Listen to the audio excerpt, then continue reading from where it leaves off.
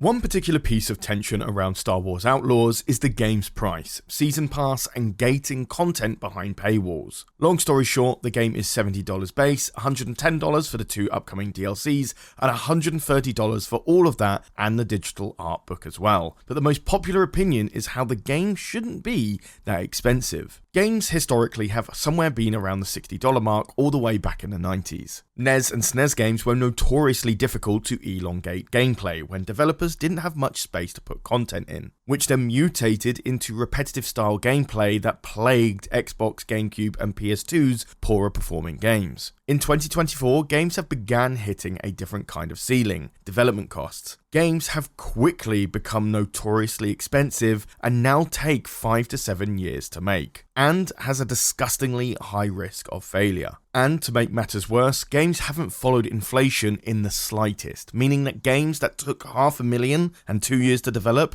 was sold at a higher cost than games that had $5 million and 7 years to develop. If we still want single-player experiences with no microtransactions, I can't see any major game development company simply having a base price and that's that. And these price points are there to help recoup a higher median price point as those who want all the bells and whistles, balancing out those who just want the game. My only theory to solve this is either game budgets start shrinking and becoming more focused on one thing, or the price of games catch up to inflation, which would roughly be $110 in 2024. DLC expansions have been around for over a decade, and I think the term Season Pass have negative connotations that should be reserved for multiplayer live service games only. So I think Ubisoft shot themselves in the foot using that term instead of DLC packs. Super Smash Bros. Had plenty of DLC plans, which people enjoyed because it felt like an expansion on a game that already felt complete. Star Wars Outlaws, so far, looks like a banging game, and if it is, the DLC expansions won't feel so bittersweet. Although that additional mission held on day 1 release feels like it was made in bad faith, so I definitely agree on the negativity around that. But what are your thoughts and opinions? Do you agree with me or not? Let me know in the comments down below, or for more Star Wars shorts, check out this one appearing on the end screen now.